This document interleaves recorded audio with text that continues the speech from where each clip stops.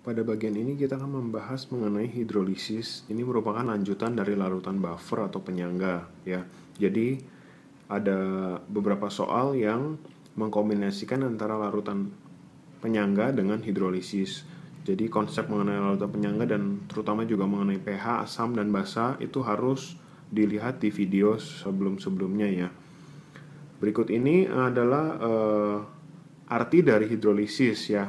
Penguraian garam oleh air yang menghasilkan asam atau ion H+ dan basa atau ion OH- ya. Sifat larutan garam yang terbentuk dari reaksi asam dan basa bergantung pada kekuatan relatif asam dan basa penyusunnya. Sehingga garam ada yang bersifat netral, asam ataupun basa ya. Kita harus tahu dulu definisi asam, basa, dan garam ya. Garam, asam, dan basa. Ini kita harus tahu dulu definisinya, itu ada di bagian larutan asam dan basa. Ya, jadi hidrolisis ini sebenarnya menghitung pH garam. Kalau larutan penyangga itu menghitung pH dari larutan asam lemah dengan garamnya atau basa lemah dengan garamnya. Nah, di sini hidrolisis adalah reaksi antara asam dan basa, dua-duanya habis bereaksi menghasilkan garam. Nah, di sini kita dapat hitung pH dari garam ya. Di sini dapat lihat di tabel, untuk asam kuat dan basa kuat menghasilkan garam yang bersifat netral. Contohnya NaCl dan tidak terjadi hidrolisis. Ya, tidak terjadi hidrolisis. Nanti akan dijelaskan satu persatu. Asam kuat dan basa lemah menghasilkan garam bersifat asam. Jadi kita lihat asamnya kuat menghasilkan garam yang bersifat asam. Contohnya NH4Cl dan hidrolisisnya parsial. Ya, nanti kita dapat lihat di bagian selanjutnya ya mengenai hidrolisis ini. Kemudian untuk asam lemah dan basa kuat menghasilkan garam yang bersifat basa, contohnya CH3CONa. Hidrolisisnya juga parsial.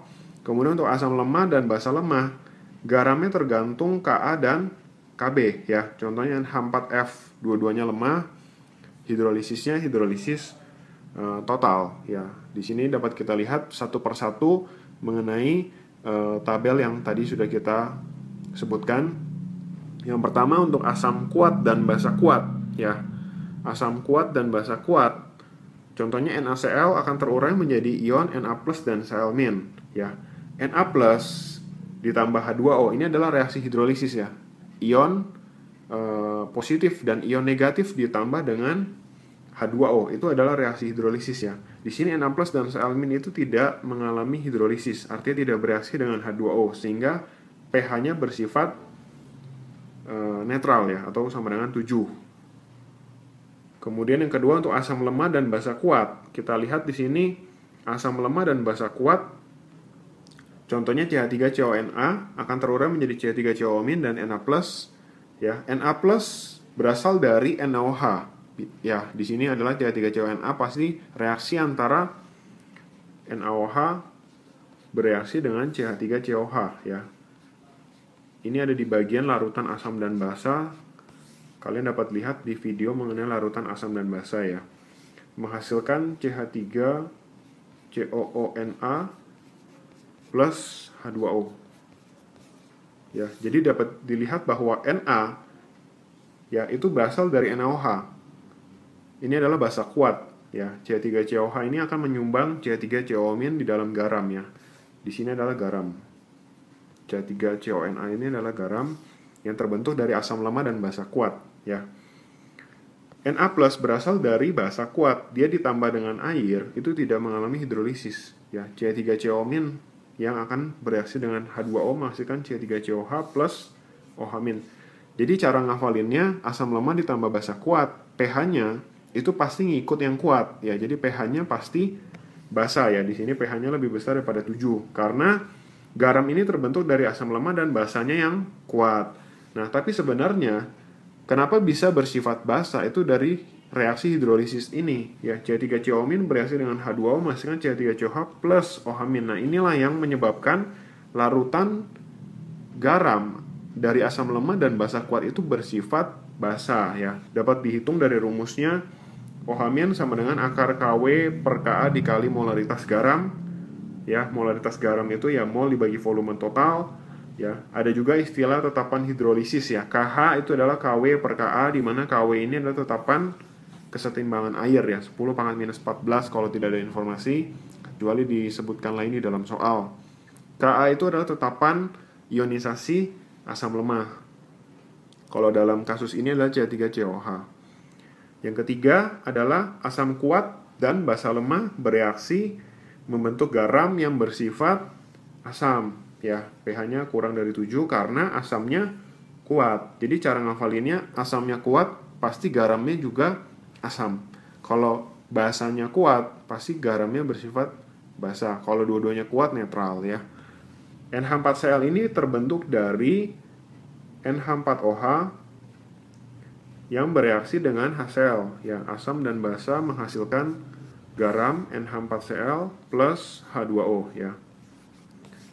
Plus H2O. Jadi kalian dapat perhatikan ya, NH4 itu dari basa lemah, HCl dari asam kuat. Jadi akibatnya Cl- di sini tidak akan mengalami hidrolisis ya, karena dia dari asam kuat. Yang bereaksi adalah NH4 plusnya dengan H2O menghasilkan NH4OH plus ion H+. Nah, ini yang menyebabkan garam itu bersifat asam. Rumusnya adalah H+ sama dengan akar KW per KB dikali molaritas ya. KW juga tetap sama, tetapan kesetimbangan air 10 pangkat minus 14. KB adalah tetapan ionisasi basa lemah dari NH4OH dalam kasus ini. M itu adalah molaritas garam yang terbentuk ya. Molnya dibagi dengan volume total. Yang kita peroleh di sini satuannya adalah molaritas. Jadi tinggal masukkan ke dalam rumus pH ya. Kalau mau menghitung pH minus log dari ion H+ ya. Yang keempat adalah asam lemah dengan basa lemah. Ya, ini akan bereaksi. Contohnya NH4 CH3COO akan terurai menjadi NH4+ dan CH3COO-. Nah, karena dua-duanya dari asam lemah dan basa lemah, dua-duanya akan mengalami hidrolisis ya. Di sini tambah H2O akan menghasilkan NH4OH plus H+. CH3COO- dengan H2O menghasilkan CH3COH ditambah OH-. Nah, sifat garamnya itu tergantung dari kekuatan asam dan basa lemahnya ya. Ka dan Kb ya. Jika Ka lebih kecil daripada Kb, sifatnya adalah basa. Jika Ka lebih besar daripada Kb, bersifat asam. Kalau Ka sama dengan Kb, bersifat netral ya. Rumusnya cuma satu, H+ sama dengan akar KW kali Ka dibagi dengan Kb. Jadi untuk asam lemah dan basa lemah ini tidak tergantung dengan konsentrasi garam ya. Jadi hati-hati, molaritas garam itu tidak akan mempengaruhi pH dari asam lemah, pH garam dari asam lemah dan basa lemah ya. Tidak tergantung dengan molaritas dari garam ya. M garam. Tergantung dari Ka dan Kb saja ya. Kemudian ada tambahan istilah derajat hidrolisis, itu alfa ya. Rumusnya adalah akar KH dibagi dengan M ya. KH itu adalah tetapan hidrolisis, dapat dilihat di slide yang sebelumnya. Ya, perhatikan untuk senyawa yang diprotik di sini ya. Di protik itu contohnya di sini NH4 2 kali SO4 ya. Yang lemahnya itu NH4 plus ada 2 ion. Jadi molaritas garamnya harus dikali 2 ya. Di sini juga untuk rumus alfa molaritas garamnya dikali 2. Untuk yang bersifat basa contohnya di sini C3COO 2 kali Ba. Yang lemahnya itu C3COO- itu ada 2 ion, sehingga OH- adalah akar KW per K dikali 2M. Di sini juga 2M. Nah, di sini untuk lebih jelasnya kita akan bahas 3 soal. Yang pertama, diketahui 100 ml larutan C3CONA 0,1 molar Ka 10⁻⁻⁵. Tentukanlah pH dan alfa ya. Untuk nomor 1, karena ini sudah berupa garam ya, C3CONA ini adalah garam yang bersifat basa ya, karena Na-nya adalah kuat ya, NaOH. Jadi langsung rumusnya OH- sama dengan akar KW dibagi Ka dikali dengan molaritas ya. Ya, sama dengan KW-nya kalau nggak dikasih tahu 10⁻⁻14, Ka-nya 10⁻⁻5, molaritasnya 0,1 molar. Jadi di sini dapat diperoleh akar dari 10⁻⁻10 ya, 10⁻⁻5 molar. Langsung dapat POH karena diketahuinya OH- pOH-nya adalah 5, sehingga pH-nya adalah 9. Ya, pH dari garam ini adalah 9. Untuk mencari alfa, itu adalah akar dari KH dibagi dengan molaritas ya. KH itu adalah di sini adalah KW dibagi dengan KA ya.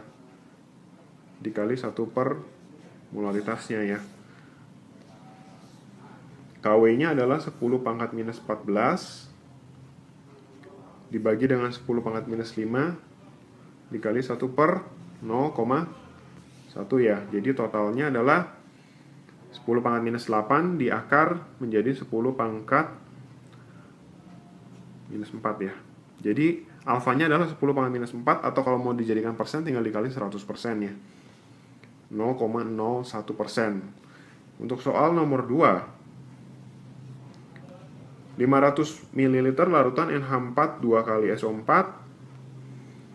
0,1 molar, Kb-nya 2 kali 10⁻⁵, tentukanlah pH dan alfa juga ya. Nomor 2, ini adalah garam yang bersifat asam ya. NH4 2 kali SO4 bersifat asam, jadi rumusnya adalah H+ sama dengan akar dari KW dibagi KB. Hati-hati di sini NH4-nya adalah ada 2 ion, jadi molaritas garamnya harus dikali 2 ya.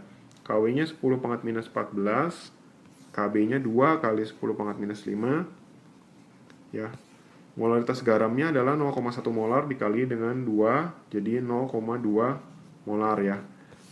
Dapatnya 10 pangkat minus 5 molar. Nah, ini langsung dapat pH ya, karena udah berupa H+, pH-nya 5. Kalau mau cari alfa, rumusnya mirip ya. Akar KH dibagi dengan 2M ya di sini ya. 2M sama dengan KH-nya adalah KW dibagi dengan KB ya, dikali 1 per 2M ya. Jadi akar 10 pangkat minus 14 dibagi 2 kali 10 pangkat minus 5 ya, dibagi juga 2 kali molaritas garam ya. Nah, di sini dapat dihitung jadinya 10 pangkat minus 8 setengah ya. Jadi setengah dikali 10 pangkat minus 4 alfanya, atau kalau mau dijadikan persen tinggal dikali 100% ya. Setengah dikali 10 pangkat minus 2%. Yang ketiga, jika diketahui 50 ml larutan KOH 0,5 molar dicampur dengan 50 ml larutan CH3 COH 0,5 molar, tentukanlah pH Ka-nya adalah 10 pangkat minus 6 ya. KOH dengan CH3 COH ya. Di sini harus kita reaksikan dulu karena itu bukan garam ya. KOH bereaksi dengan CH3 COOH menghasilkan CH3COOK. CH3 COOK ditambah dengan H2O ya. Mula-mula ada 50 ml 0,5 molar berarti 25 mmol ya. Kita dalam satuan 25 mmol, ini juga 25 mmol CH3COH-nya.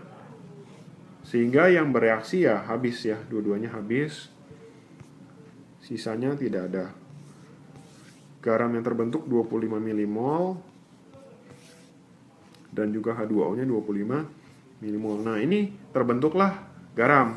Ya, pH-nya adalah bersifat basa karena dia basanya basa kuat ya. Jadi kita harus cari dulu molaritas dari garam ya. Di sini adalah CH3COK, molnya 25 mmol dibagi volume totalnya adalah 100 ml. Ya, jadi milimol dibagi mililiter itu langsung dapat molaritas ya 0,25 M. Nah, barulah kita dapat mencari OH- ya. Akar KW dibagi dengan Ka. Ka-nya 10 pangkat minus 6 di sini ya. Dikali molaritasnya adalah 25 kali 10 pangkat minus 2 ya. 25 kali 10 pangkat minus 2. Nah, di sini diperoleh 5 dikali 10 pangkat minus 5 ya. Ini adalah OH-. Ya, OH-nya 5 dikali 10⁻⁻5 sehingga dapat dihitung POH ya di sini ya. POH-nya adalah 5 minus log 5 ya, dan dapat diperoleh pH-nya 14 dikurang POH 9 ditambah ya 9 ditambah log 5.